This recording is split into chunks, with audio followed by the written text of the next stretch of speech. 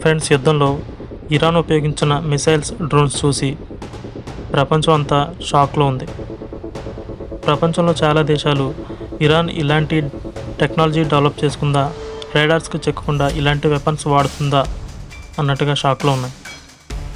ఇదంతా ఒక ఎత్తు అయితే, ఇప్పుడు వినిపిస్తున్న పేరు ఇంకో ఎత్తు.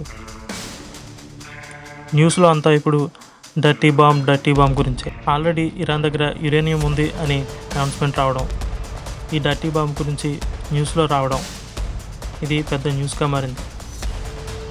అసలు ఈ డర్టీ బాంబ్ అంటే ఏంటి? ఇది రేడియోలాజికల్ వెపన్ అన్నమాట.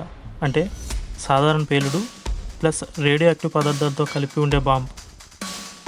న్యూక్లియర్ పేలుడు కాదు, రేడియేషన్తో కలుషితం చేసే డివైస్ అన్నమాట ఇది.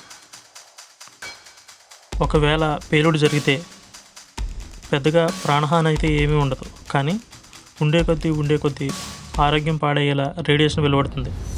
అక్కడ ఉన్న బిల్డింగ్లు, చెట్లు, మనుషులు, పిల్లలు అందరికీ మొత్తం చుట్టుపక్కల ప్లేస్ అంతా కలుషితం అయిపోతుంది. దీంతో ఆ ప్లేస్ని విడవడం తప్ప ఇంకేమీ చేయలేని పరిస్థితికి చేరుకోవచ్చు. ఇలాంటిదే డర్టీ బాంబ్.